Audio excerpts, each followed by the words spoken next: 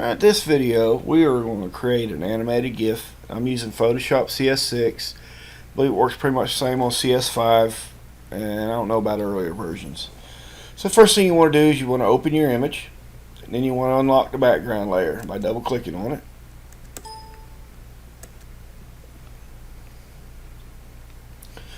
And we're going to get rid of the white in here. I'm going to select the magic wand. Going to click on it, and you notice it didn't select all of the white, just select top. So I'm going to hold down the shift key, click here, add that to the selection, click here, add that to the selection, and click there, add that to the selection. Then I'm going to hit delete. Now go up here, select, deselect. Alright, we now have a transparent background. Next thing we want to do is we want to create us a new layer, and we're going to drag that layer underneath. Now you could, if you want, you can fill that layer with a color or use white or whatever.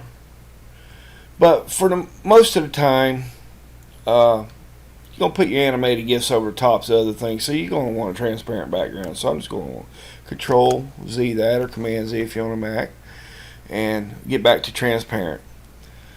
Now, next thing I want to do is I want to give myself a bigger canvas to work with. So let's go to canvas size.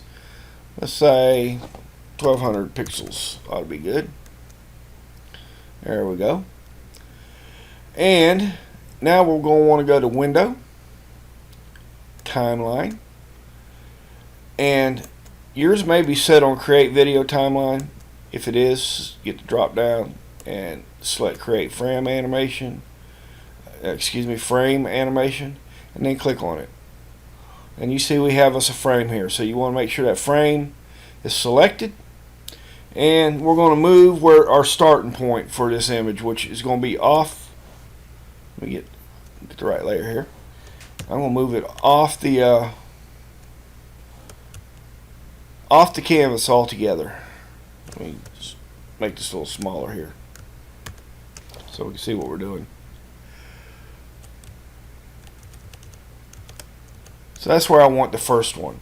Now with my first frame selected, I'm going to go down here and click on this duplicate frame, selected frames, and with that frame selected, I'm going to move my van off the other edge.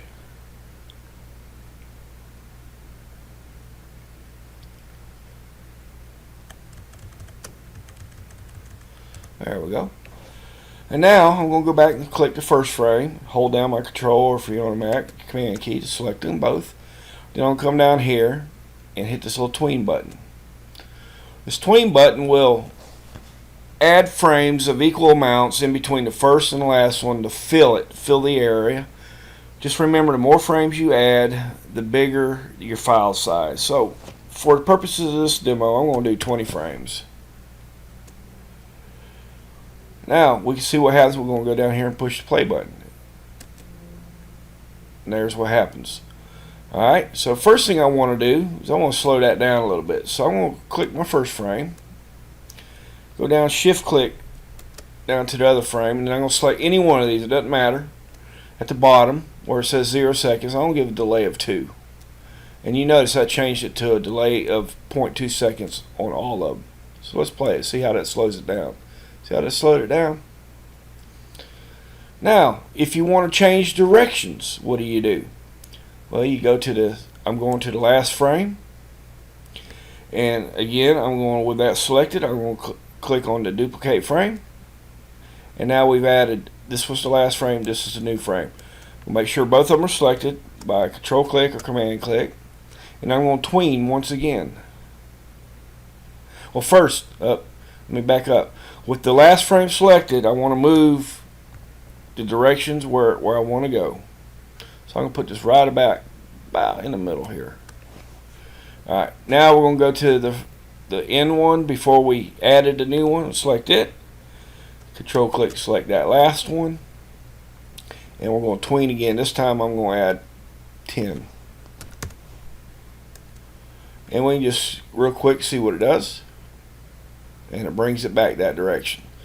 So let's go back to the first frame and click play.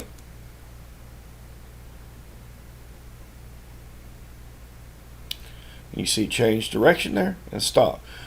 After you got it doing what you want to do, you can go to File, Save for Web. And we want to save as a gift. I want to keep transparency checked. And looping options. You can loop forever. You can add a number of times you want it to loop. I'm just going to go ahead, if you want to loop 5 times, you get to loop. I'm going to do loop forever. File, save. And I'm going to overwrite that one that I've already done. Replace. And let's go open that up in Internet Explorer.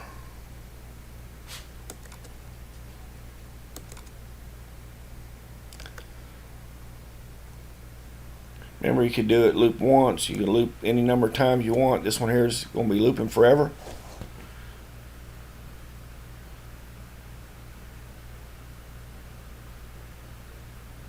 And you remember I had it stop in the middle going back. That's why it's jumping back over to the front after that.